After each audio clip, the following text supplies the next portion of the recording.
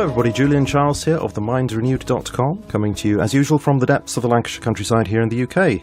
And today I'm very pleased to welcome back to the programme a guest who is always very much appreciated for his great insights into matters political and economic, Dr. Paul Craig Roberts. Dr. Roberts has held numerous senior academic positions in universities. He was an associate editor and columnist for the Wall Street Journal and was appointed by President Reagan as Assistant Secretary of the Treasury for Economic Policy during Reagan's first term in office. After that, Dr. Roberts served as a consultant to the US Departments of Defense and Commerce, and he is now chairman of the Institute for Political Economy, which you can find online at paulcraigroberts.org. Dr. Roberts, thanks very much for coming back on the show. Pleased to be with you, Julian. Well, it's always a pleasure to speak with you. I mean, certainly your posts over there at paulcraigroberts.org are, they continue to be a source of good information and, well, to a certain extent, a relief to me, and I expect to many others. It's a kind of oasis of sanity and calm in a world that seems to be going mad in many ways. So it's always great to speak with a calm and sane person. So thanks very much for coming on. And today I want to talk about a piece that you wrote on your website earlier this month called Somnolent Europe, Russia and China, and particularly because of what you say there about the European Union and the upcoming referendum here in the UK as to whether we Britons should stay or leave that union. And as we have this decision to make shortly on the 23rd of June, do we go for Brexit, do we not? I thought that it would be good to hear your views on this, and even more particularly because of what you say about something else connected to this, the historical links between the EU and, of all things, US intelligence, which is very fascinating. But perhaps we should start with your more general impressions of what's going on at the moment. You write in the piece that Washington is committed to the European project because it's in its own interests that should continue. And you say that basically it's David Cameron's job, presumably under Obama's instruction, to, this is what you say, scare the British people into thinking that it's too dangerous to go it alone. So let's start there. Why is Washington so averse to the Brexit vote? Well, Julian, we really should then start with what you were going to get to later. Mm-hmm. The EU is a creation of the CIA.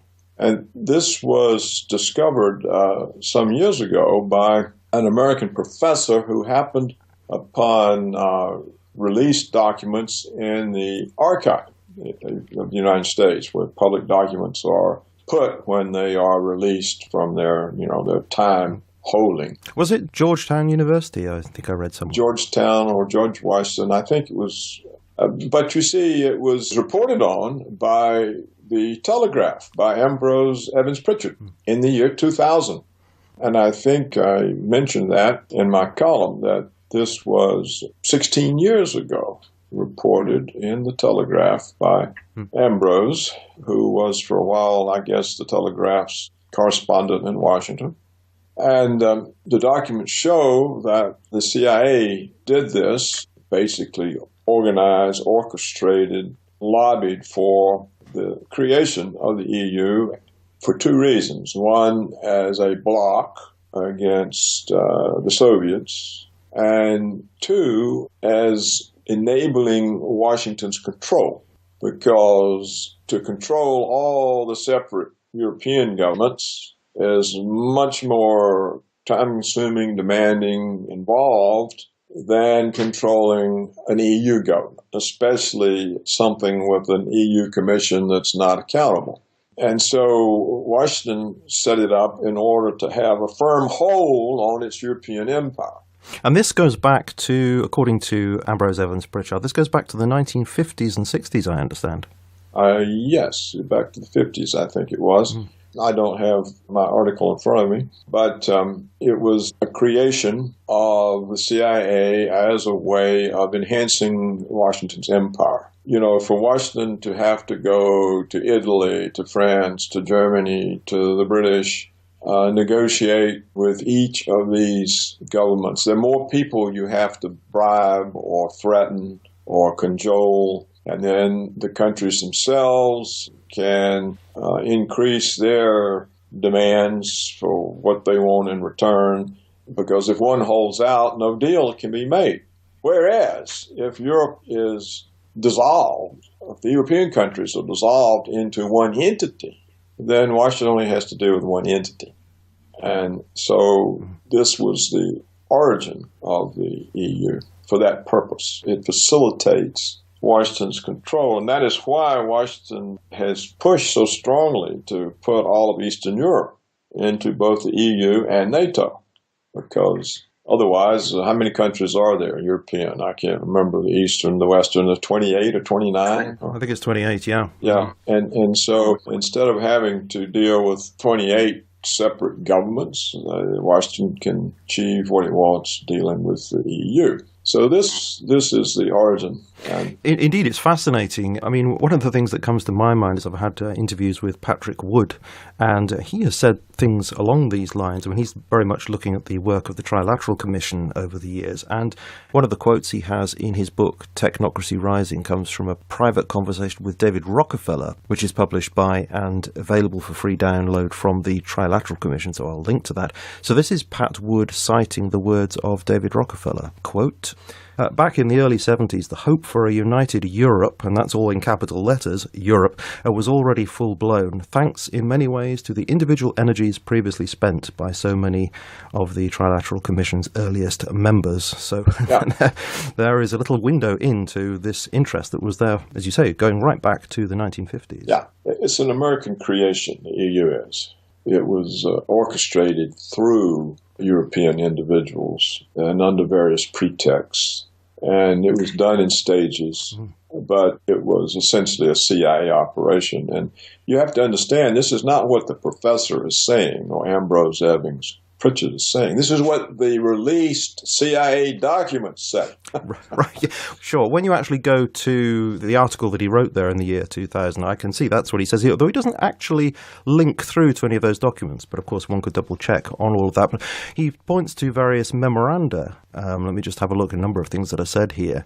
One of the memos, this is June the 11th, 1965, advised the Vice President of the EEC, Robert Magellan, quote, to pursue monetary union by stealth, and it recommends that all debate be suppressed until, quote, the adoption of such proposals would become virtually inescapable. So these are memos from the CIA that are going through there to the Vice President of the EEC. Right. The whole thing was a CIA orchestration. They used various Europeans for it, and always with some cover or pretext.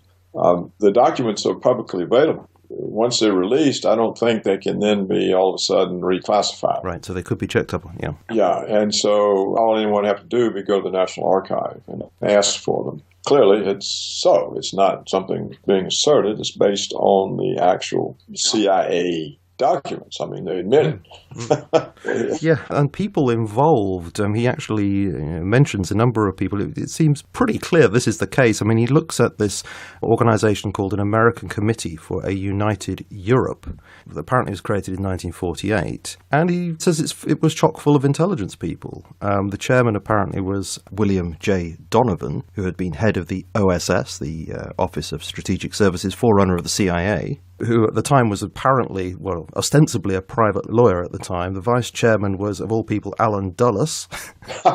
And the board included the CIA's first director, and he says a roster of ex-OSS figures and officials who moved in and out of the CIA. So there it is. Yeah, this was clearly done, and it's succeeded because Europe is very firmly under American control. Washington controls Europe totally. Controls its foreign policy, its economic policy, controls whatever the various elected presidents say or don't say, force retractions. And Obama's recent visit to London was to tell Cameron to deep six this British exit from the EU. That's his marching orders, and he will do everything he can to comply because Cameron is, like every British prime minister, a puppet of Washington. He has no independent standing. He can't put British interest ahead of American interest. He's not allowed. It's quite clear, as Obama said, it's American interest for Britain to stay in the EU. So what most likely happens in these situations is the leaders go to people and say, oh, little England, we'll be insignificant by ourselves if we're not part of this big bloc of Europe. We'll lose our influence. If we stay in the EU, we'll have a lot of influence because we are important in the EU. But if we're not in the EU, we're not important. Things will pass us by. Little England will be little England. That's exactly what they do, yes. And in fact, one of the controversial things over here has been in recent months that the government spent £9 million of taxpayers' money on this glossy pamphlet that's been sent, because I've got one right here. To vote stay, that's what they say we should do. And this glossy leaflet is headed HM Government, of course, so it looks nice and official. And it's titled, Why the Government Believes That Voting to Remain in the European Union is the Best Decision for the UK. And it has several points, some of which you've just mentioned there. Apparently they've secured a special status for the UK in Europe. We're not going to join the euro. We can keep control of our borders. We'll not be part of further European political integration, apparently. Tough new restrictions on access to welfare for EU migrants, and they say they have a commitment to reduce EU red tape. Do you believe any of that? No, I don't believe any of it. This is the trick that the British government always pulls on the people whenever the issue of the EU comes up. They say, we're negotiating special conditions. We're negotiating special conditions. So don't worry. You don't have to worry about the immigrants because we're negotiating that part of the EU out of our relationship. You don't have to worry about EU laws taking precedence over British laws. But of course, we will continue to allow them to arrest you and pull you out of the country. Yes, it doesn't actually say that in the pamphlet, no. Okay. Because somebody in Greece or something files a complaint. So they use the combination of reassurance that we have a special deal with fear that, we'll be ruined if we're not in. So I don't know that the British people succeed in standing up for themselves or whether they'll lose their confidence about leaving. Now, in a real respect, Britain is not in the EU because you still have the pound. And so unlike Greece or Italy or Portugal or Spain, when you get in financial trouble, the British can simply print pounds to get out. You're not dependent on private banks. You have your own central bank. But countries that use the euro do not have their own central bank in the sense of a money-creating bank, because the central banks of the other euro members are no longer central banks. They still have that name, but they cannot print euros. Only the European Central Bank. And that's not controlled by the members. It is by Germany, more or less. But the other members, they have no real control over the European Central Bank, which really is run by a former Goldman Sachs executive. The same people who run the U.S. Treasury and the Federal Reserve. They also run the European Central Bank. So in a sense, does that mean that the UK is actually pretty much okay as things stand and we don't need a Brexit? I mean, after all, as you say, we're not part of the euro, and they say there's going to be no further European political integration as far as the UK is concerned. So are we okay to just stay as we are? No, because you're okay for now if you get into financial trouble. They can't come in, make you get rid of public services, national health, cut the pensions, and sell off all of your public assets to private investors abroad. They can't do that to you. But, of course, you can't really be in the EU and not be in the EU. And so what happens over time is you get gradually a little bit more in it, a little bit more in it.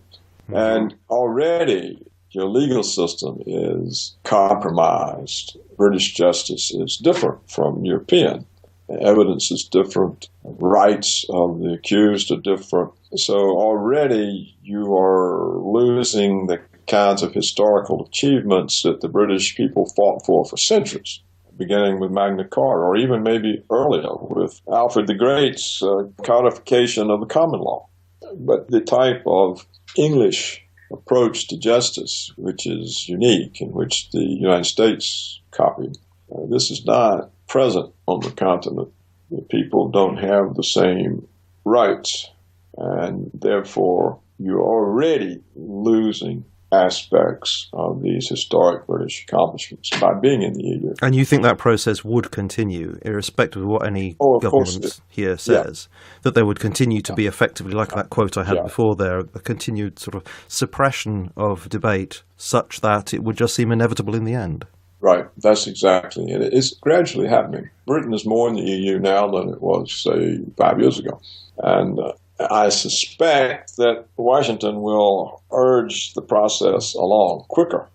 The EU, it doesn't really make any sense to be in the EU because it destroys sovereignty. It destroys the power of the national government. But they say it's good for trade. They say, they say 44% of UK trade is with the EU. This is this market of over 500 million customers. If we were to pull out, then we would lose that, or we'd lose access, the kind of access that we have at the moment.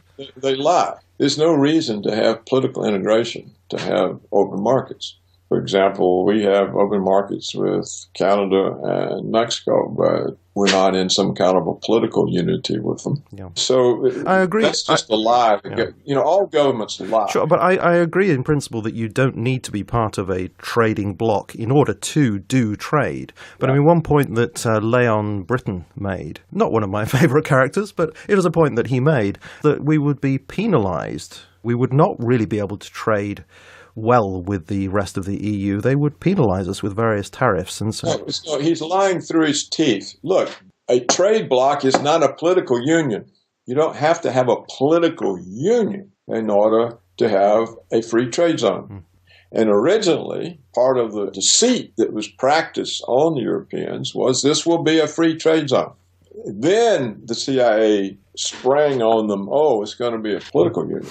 Well, that's another thing that Leon Britton said in one of the debates. He said that, in fact, it was known that it would be a political union and that Harold Macmillan had made that clear back in the 1960s. I might add that Nigel Farage said that was a lot of rubbish, but that's what Leon Britton said. Yeah, but you can go research it. It was not a political thing. It was part of the whole deception. First, it was a iron and coal, or steel and coal union, where there's going to be some kind of tariff reduction. Then it's going to be free trade. And then it's going to be a common currency. There was no reason to have a common currency. But they pretended, you have all these different currencies, it's harder to make deals. And the values of the currencies with regard to one another change. Well, none of this bothers the rest of the world that trade. And then it's, if we're going to have a common currency, we have to have a political union. We can't have all these different policies and still have a common currency. So it was sprung on them in stages. This was part of the way it was orchestrated. And it had many spokesmen. I mean, the CIA pays very well. Many European politicians live very well on their CIA pensions. So it's a deceit. The EU is based in deceit, and it's what the people in Britain are being told now is more deceit. You see, essentially, when the British are absorbed in the EU, they're no longer British, and they're no longer a people. So they are disappeared as a people. They become Europeans. But do we not become part of an EU democratic entity? It's not democratic, is it? I mean, you can elect people to the parliament, but the commission seems to have the power. And as well as I understand it, the commission's not exactly elected. It's not really accountable. No. And so it's a form of monarchy. It's like Europe is going back to rule by a ruler. So it's a reversal of history. Not only do the individual nationalities disappear, but the achievements of making government accountable to the people disappear along with them, because the EU system is not set up to be accountable to people. It doesn't really matter who gets elected to that EU parliament. It doesn't seem to have any power. Power is in the commission, and it doesn't have to be accountable. So what the EU really does, it recreates rule by aristocrats who are not accountable. It is sometimes said, isn't it, that it's the EU Parliament that actually makes decisions and the Commission's role is just to suggest legislation. But that seems to me to be quite a power, actually. I mean, if you have the sole responsibility for bringing things to the table, then you have immense power. Right, it's set up for that, yeah. It's set up as a dictatorship, and will get more so. Look, the United States doesn't have an EU commission, but if we look at the balance of power that currently exists between the executive and the legislative is essentially impotent. It's lost all its powers. The government is run by the executive branch.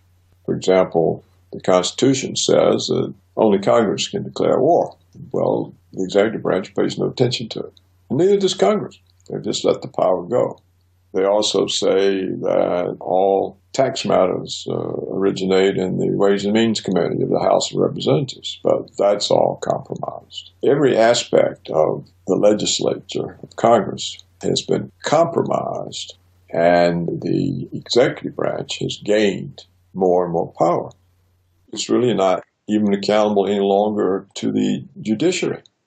For example, when Bush declared that he was going to detain American citizens indefinitely without due process, this is a complete violation of habeas corpus, which is a constitutionally protected right and one that the judiciary is expected to enforce, and they didn't do anything. And when Obama said, well, we're not going to do anything about that, we're actually going to add to it, I've got a list of Americans I'm going to kill based on suspicion alone, without due process. And the courts didn't do anything about that. And we know, for example, the executive branch, I'm talking about the United States, practiced torture. And yet torture is strictly illegal under U.S. statutory law, not just illegal under international law, to which the U.S. is a signer, but it's illegal under U.S. federal law, and nothing whatsoever was done about it. It's also strictly illegal under U.S. federal law and under the Constitution for the government to spy on people without warrants. Now, they've been doing this the entirety of the 21st century. Nothing has been done about it. Here, we don't even have the EU structure, which is hierarchical, designed to produce dictatorship. We don't even have that here, but nevertheless, we're moving that direction, where the executive branch ignores the separation of powers, ignores the powers of Congress, acts in place of Congress, and the judiciary does nothing whatsoever to enforce the law against the executive branch. So the United States is also moving toward dictatorship. And that's without the dictatorial structure that the EU has. So I think that the British should save the whole world by exiting. See, if the British exit, that's going to be the end of the EU. Everybody's going to exit because it's a pain. It's a pain for the domestic politicians who find, if you're Chancellor of Germany, you find your powers compromised by the EU membership. If you're the President of France, you find the same thing. They would like to get out. And Britain gives them a case for doing that. So this is the real reason why Obama came over here and said that we have this special relationship and we should, Britain really should be best for everybody, best for America, best for the UK. And Best for America. Best for America, yeah. Right. America doesn't give a damn about Europe. Europe is a vassal territory, it's part of the empire. There's no independence. Washington wants to keep it that way. And of course, also, if people leave the EU, they're going to leave NATO. And then Washington can't carry on its wars. And it can't risk nuclear war with Russia. It can't use the idiot Europeans to put pressure on Russia. So Washington's drive for world hegemony falls apart. Because, the Europeans have even less interest being in NATO than in the EU. Because what they're finding about being members of NATO is they're being forced into confrontation with Russia. Well, how do they benefit from that? They've already been forced to bust up their economic and diplomatic relations with Russia, and now they're being forced into a conflict situation with Russia. That's not in any European's interest. I mean, you're not, if a war breaks out with Russia, Europe's finished. It's over with. It'll never exist again. You'll be gone instantly. And this is not in your interest. What grief do you have with Russia? The whole trouble that you have with Russia is because Washington overthrew the elected government in Ukraine, thinking that nothing would happen as a consequence. And Russia said, well, look at all these Russians. They don't want to be part of that. They're coming back to us.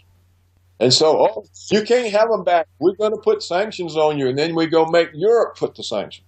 And ever since, if you look at all the NATO commanders' statements, it's always war, war, war. We got to, this Russian is going to invade the Baltics. They're going to invade Poland. They've invaded Ukraine. They're going to invade Europe. We got to have more missile bases, more troops, more tanks, more NATO forces, more NATO maneuvers. Well, if you're Russia and you're looking at all this, you've seen this before when the Germans in 1941. They're not going to sit there forever while all kinds of hostile forces build up all around their borders and missile systems. They're not going to do it. In fact, they've said they're not going to. People need to start listening to what the Russians say before the people cease to exist. This is a serious thing. You can't go around picking a fight with the world's most powerful military, which is not the United States.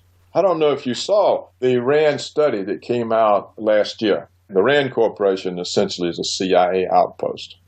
They were tasked with running all kinds of war games between NATO and Russia. And after a year or two or three of studies and war games, this RAND report came out last year, and it said if there's war between NATO and Russia, it'll be over with in 60 hours. Russia will simply overrun Europe. It will take them 60 hours, not 60 days. We are so outclassed militarily. Now, some people say, the reason RAND said this is the military security complex wants a bigger budget, and they're using this. It's not really true, and they're using it. But I suspect there has to be some truth to it, because there are too many military analysts still who are independent and who can look at these studies and they can say, wait a minute, this is all nonsense. And I haven't seen any of that. So to get back to the main point, what the United States is doing with NATO is forcing Europe into a conflict situation with Russia. But also the United States uses NATO as cover for its war crimes, which it has committed in Iraq, Libya, Afghanistan, Syria, Yemen, Pakistan, Somalia. Without the NATO cover, this would be naked aggression.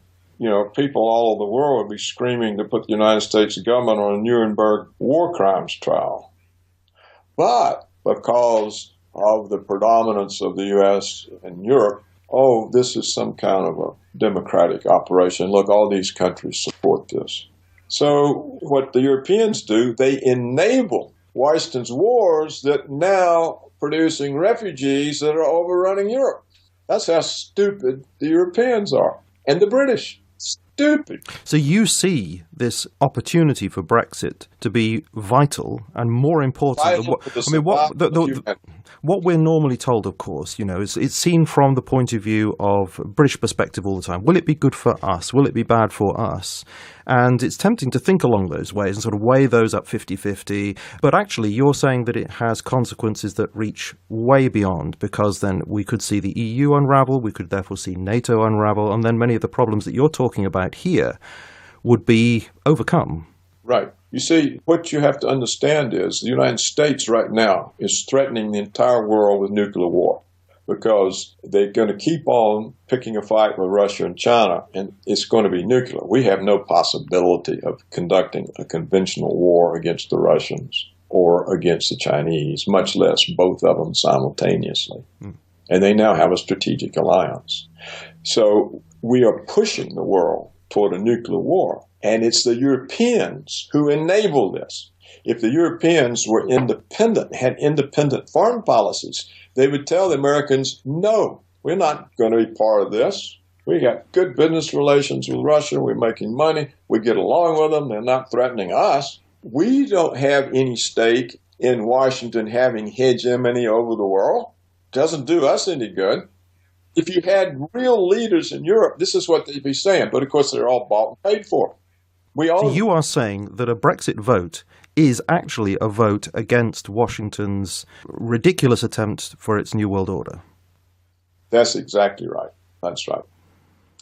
And if you don't get the Brexit vote, the chances of nuclear war are greatly increased. So if Britain stays in the EU, we've lost another chance to begin the unraveling that would stop Washington's aggression. But even if we do get that Brexit vote, that doesn't necessarily mean it's going to happen. We could have a repetition of what happened with Ireland with respect to the Maastricht Treaty, where people were given the second opportunity to vote the right way, in inverted commas. I mean, that sort of thing could play out again, couldn't it? Yeah.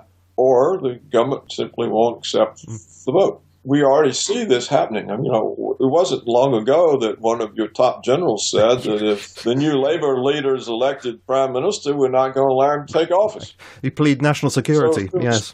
respect for democracy in the West is gone. It's dead. There's no respect for democracy. Look at Greece. Look at Greece. There's no respect for any democracy. The government's doing the opposite of what people want. And allegedly, it's a left-wing socialist government. Look at France. They're doing the opposite of what the people want. The people are all in the streets. What's the government doing? Everything they don't want. Yeah, that is actually very interesting, because so often the view of the EU that we're given is that it's sort of gently, socially democratic. It's sort of left-leaning slightly. And yet, there's a documentary that I saw recently that a listener kindly drew my attention to. It's called The Brussels Business: Who Runs the European Union? And it gives evidence there that the EU is massively influenced by corporate lobbyists. The institutions are surrounded by thousands of lobbying organisations and thousands of corporate lobbyists based in Brussels. So, I mean, that certainly gives the lie to the idea that it is gently left-leaning, at least it seems to me. There's nothing left about it. Nothing left-leaning about it. I mean, throughout the West, there's no left wing. It's all dead and gone. I mean, look at Tony Blair. This passed for a Labour government. I mean, really? I mean, it's more right-wing than Ronald Reagan.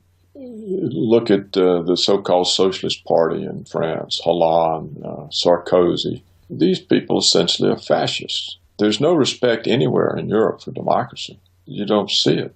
The whole ideology is to accept rule from above. So, in the United States, it's completely ruled by private oligarchic interests. Wall Street, we have the military security complex. We have the Israel lobby, agribusiness, Monsanto. We have the extractive industries, energy, mining, timber. These are the people who write all the laws, make all the regulations, staff up the Treasury, staff up the Federal Reserve, staff up the environmental protection agencies. They rule. And so why are you surprised in Europe? I mean, look at the... Well, I have to say, I'm not surprised.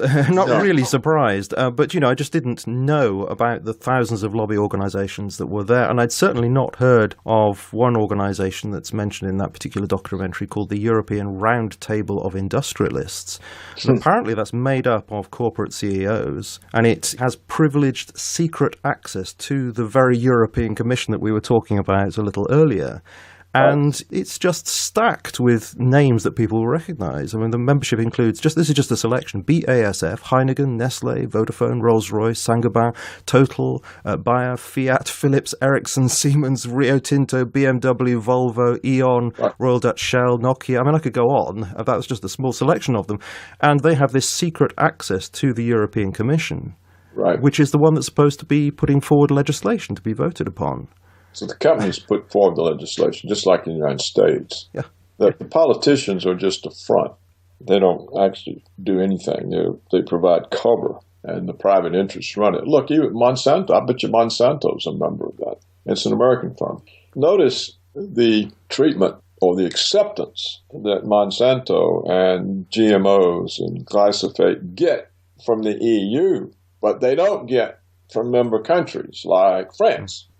So France is now in the position, I saw the other day, where the minister responsible in France says, well, if the EU is going to give another 7 years trial to glyphosate and GMOs, we're not.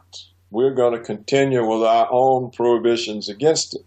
So now you see a conflict between the EU law and France, who says we're not going to let our opposition to GMOs and glyphosate be overridden by the EU law.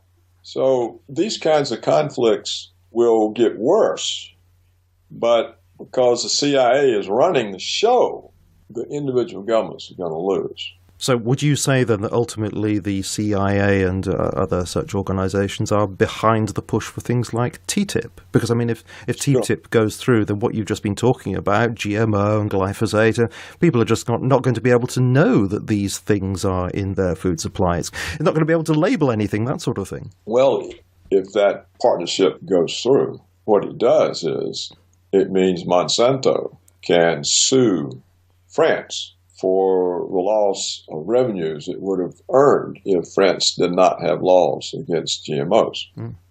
And the suit takes place not in courts of France, but in a corporate tribunal in which only corporations make the decision.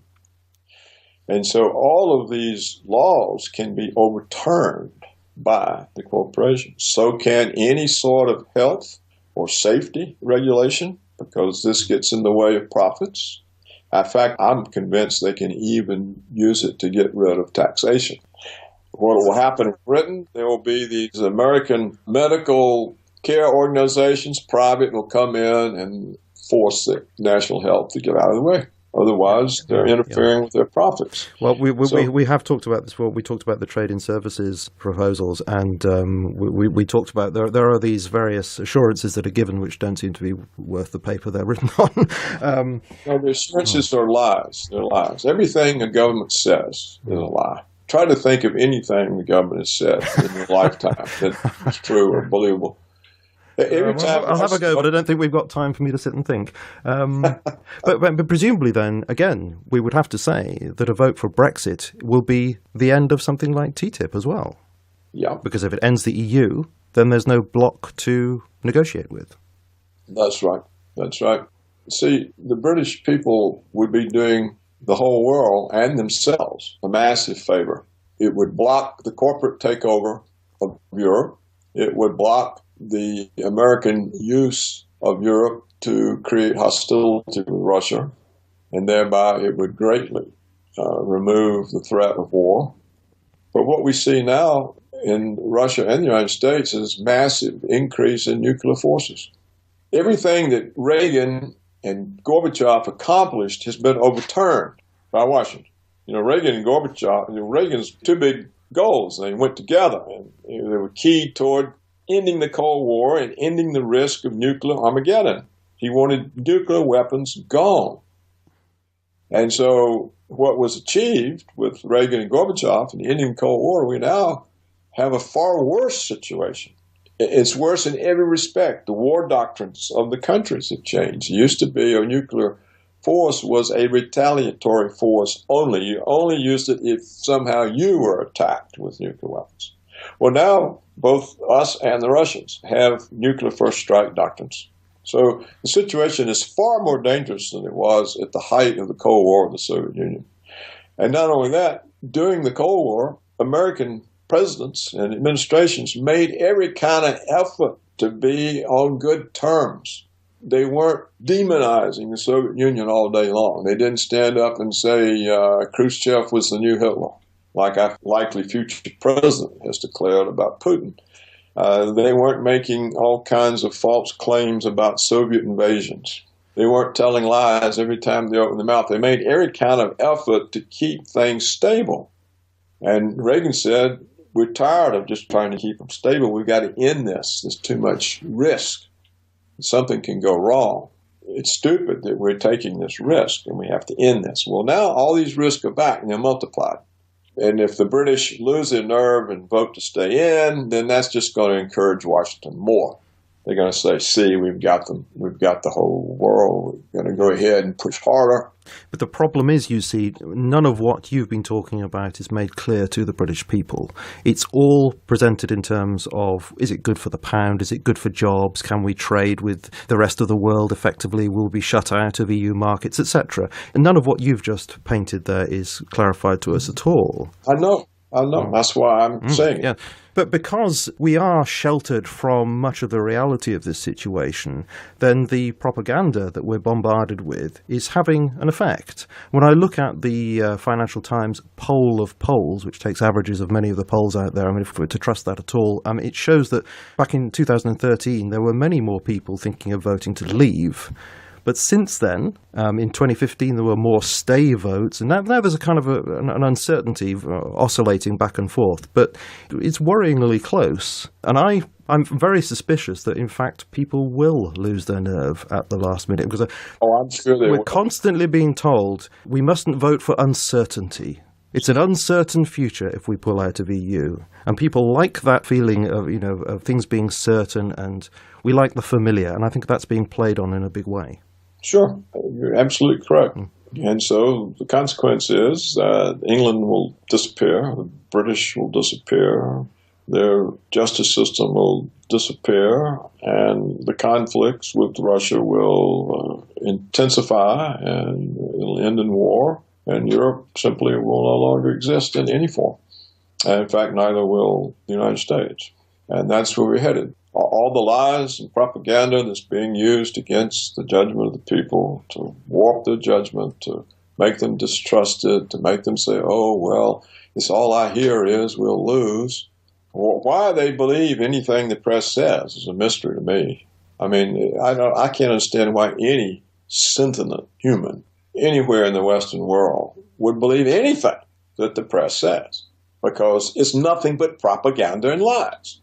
Look, we had a couple of years ago, the German editor of the big German newspaper, he said, look, I'm a CIA agent. They hand me the stories that we print.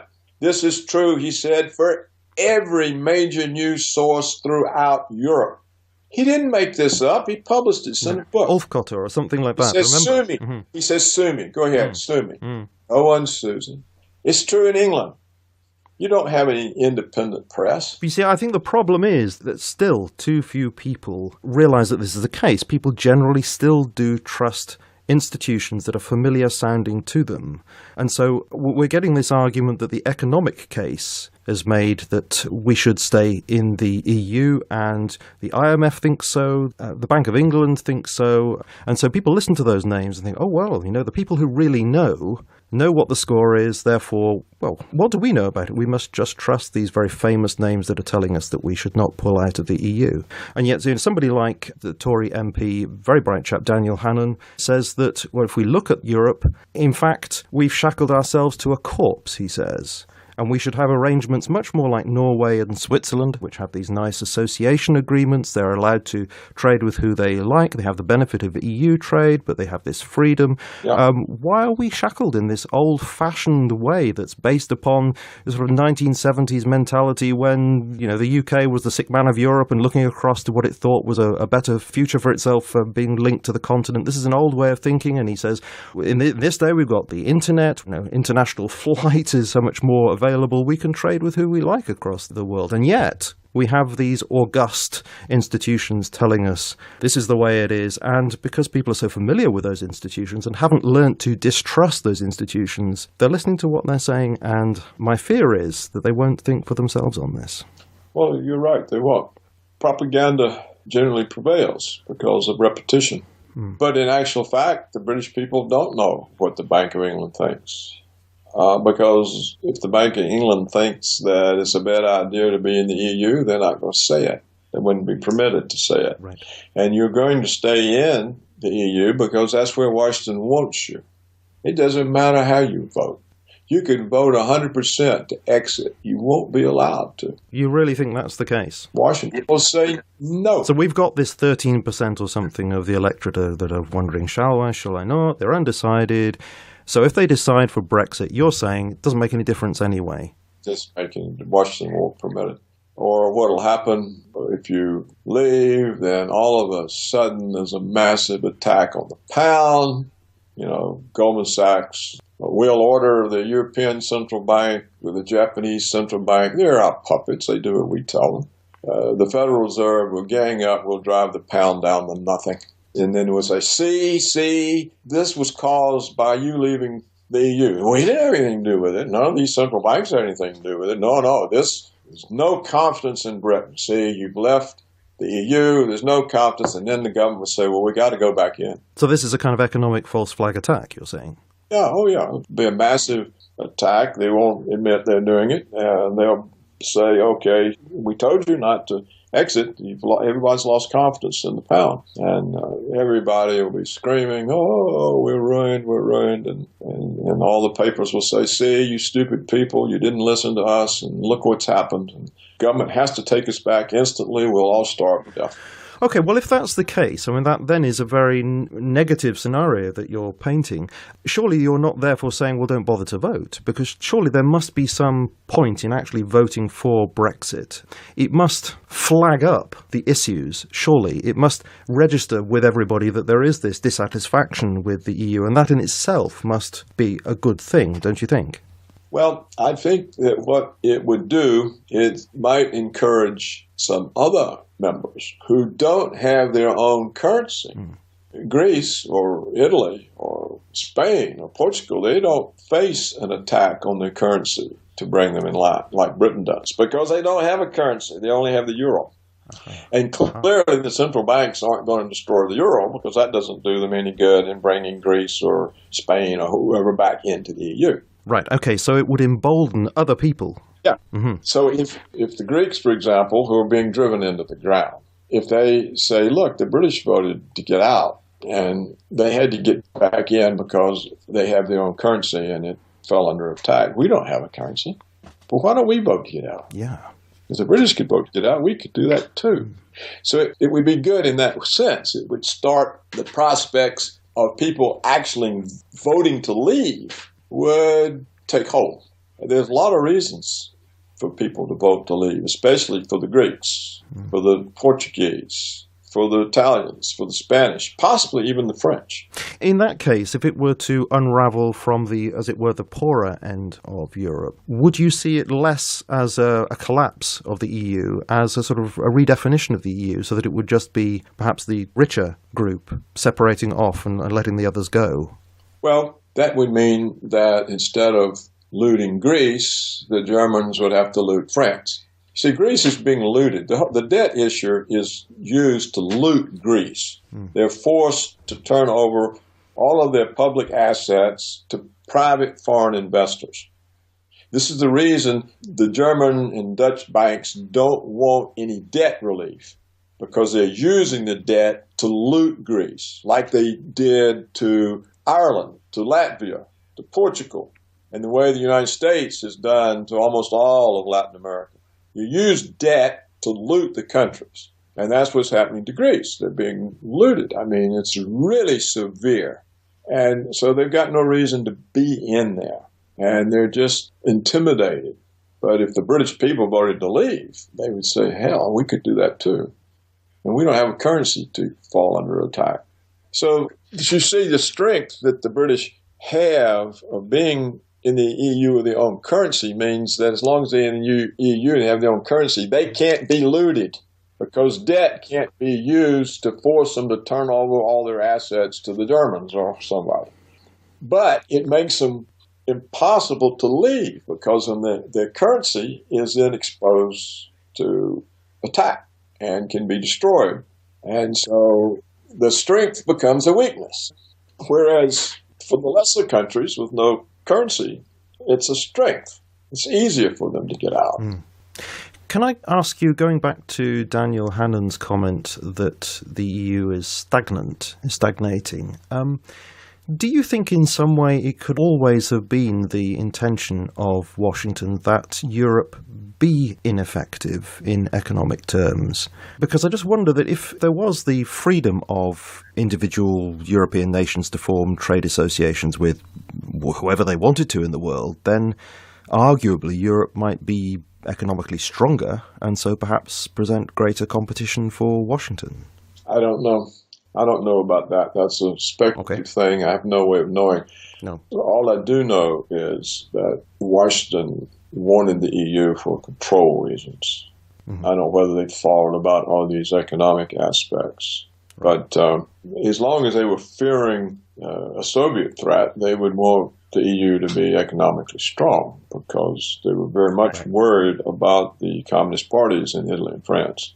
Yeah. And this is why Washington created Operation Gladio, where the CIA and various European intelligence agencies would go around bombing train stations in Europe, particularly in Italy, and kill a lot of people. And then they blame these mythical creations, Red Brigades, the Baader-Meinhof. These were all CIA fronts, so they would have somebody to blame for the bombs the CIA was setting off.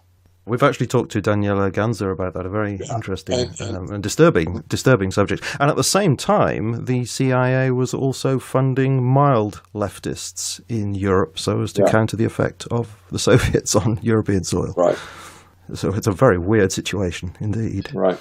So they would have wanted a strong Europe, at least at that time. Right now, it's part of, you see, when the Soviet Union collapsed, that's when the neoconservative goal of American world hegemony really came to the fore. Not just having a European and Asian empire, but look, the only thing in our way, the Soviet Union is gone. So we can now have the whole world as our empire. So the collapse of the Soviet Union is what unleashed this hegemonic demon that now threatens the world with nuclear annihilation. So if the EU were to break up, NATO were to break up, it would take that threat to human life away. But as long as the EU is there, NATO is there, the threat is going to worsen.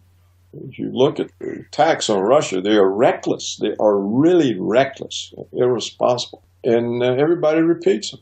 We're constantly being told about Russian aggression. Yeah. Yes, all the time. If Russia was aggressing somebody, we would know it. Those people wouldn't be there anymore.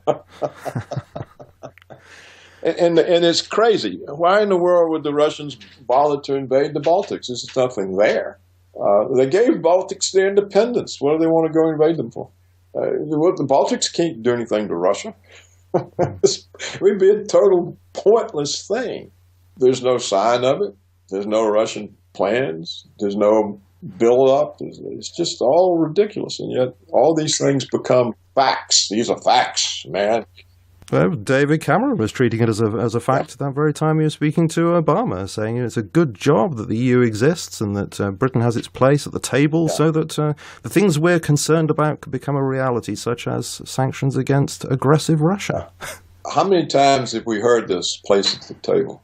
They pull it out every year for my entire life. Yes. I mean, I can remember when I was in Oxford in the 60s, we had listened to this place at the table stuff like, the only way we count is if we don't count and we're part of something bigger.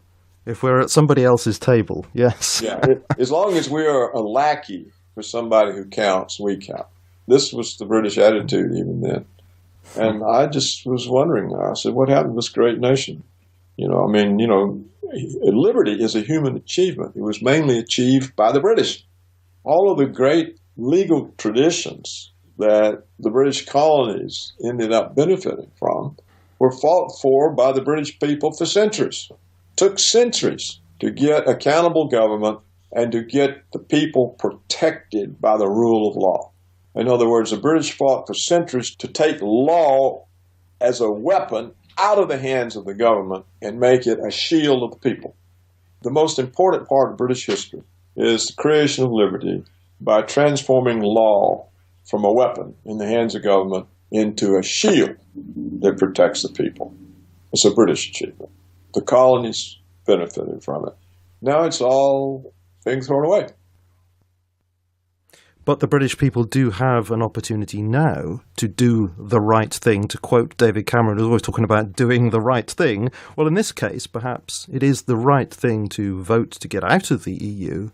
And even if that doesn't mean that in the end that Britain does leave for reasons of pressure from Washington, nevertheless, it could embolden other countries to take their own decision. Yeah. And that could lead to the unravelling. So if that is the case, then we do actually have a very serious opportunity to change something here. It's not just a case of voting for Britain. It's voting for a much wider view. For humanity. It's a vote for humanity. For life on Earth. It could well be. What's at stake is life on Earth. And the fact that the British do this, it changes everybody's mentality. Whether the British could make it stand or not, it still changes everybody's mentality. They say, look, the British didn't believe all that rot. Why do we believe it? And so the whole propaganda power of government collapses. See, that's the most important thing about a no vote. It shows that people weren't fooled this time by the government's lies. They saw through the propaganda. That's the important thing. It's so important because then everybody else in Europe, in the United States, Canada, Australia, they all say, hey, why do we believe it? And all of a sudden, the propaganda basis of all Western governments is gone. That's the only way that people would ever get control back over their lives and over the government. Right now, they got zilch control, especially in the United States. Well, thank you ever so much, Dr. Roberts, for sharing your views with us on this. You heard it here, folks, listening to this particular interview. We, here in the UK, we do have an opportunity just about a month from now to make a real difference. It isn't just about us, it's about the whole world, and it could be a really significant vote. So you've heard there what Dr. Roberts thinks, and it's always brilliant to hear what he has to say. And so I thank you ever so much, Dr. Roberts, for coming on and sharing with us your views. It's wonderful to speak to you. Well, Julian, I very much appreciate the opportunity and your program and to be on your program. And I always welcome the opportunity. Thank you ever so much for joining us again. I look forward to speaking to you again on another subject. Yes, it's a mutual on my part. Okay. Okay, thank you ever so much. You're certainly welcome. Bye-bye then. Goodbye. Well, once again, thanks for listening, and let me encourage you, if you are here in the UK and you found this interview helpful in deciding how you're going to vote this coming 23rd of June, then please do share this conversation with people.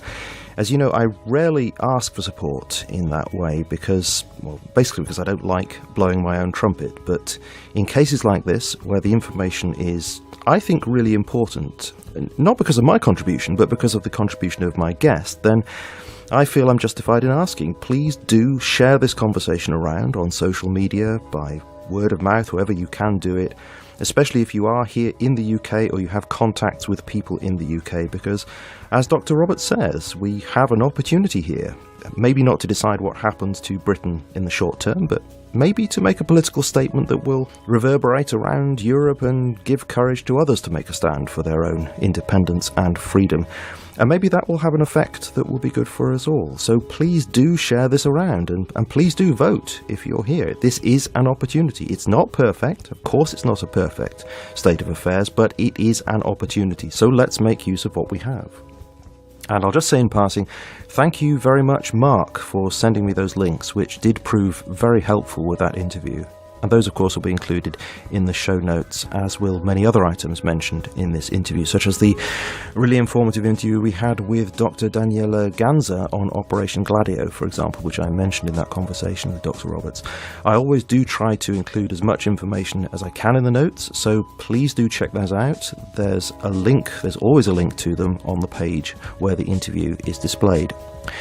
Also, there will be no podcast next week for two reasons, really. One is it's next week that the hosting changeover is going to be happening, where TMR shifts to a different server at the hosting company. And as I said before, that means there's every possibility that TMR will be out of action completely for somewhere between 24 and 48 hours during that week. Obviously, that's not a comfortable thought. So if you navigate over here and find it gone, then please do not send me emails asking where it's gone, because it won't really have gone. It'll be coming back before you can say Jack Robinson. That's what we say here in the... I don't know why we say that, but that's what we say here. Before you can say Jack Robinson, it'll be back again. But of course, I want to monitor the situation, and I don't want the hassle of putting out a show just as really weird things are happening to the site. And the second thing is, it's half term now, and we have a ton of redecorating to do now that the plastering has all been done following our flood. So we're going to be spending the next week buttoned up in overalls and slapping paint on the walls, which is not something I'm terribly familiar with. So I'm going to be taking a break from the podcast for the next week, and as I say, monitoring what's going on with the website. But in the following week, we will be speaking again with Reverend Dr. Robert Bennett, this time about his new book, Afraid, which looks at the issue of spiritual oppression in the US today, which is a kind of sequel to his field research book on Madagascan spiritualities, which we discussed with him before. And in the following week, we'll be speaking again with Tom Gailey for the third in our short series of interviews inspired by his book, America's Post-Christian Apocalypse, which I again encourage you to get. So once again, please do share this interview around. There's not long to go, and I would love as many people as possible to hear what Dr. Roberts has to say. You have been listening to me, Julian Charles, of themindrenewed.com, and I very much look forward to speaking to you again in the fairly near future.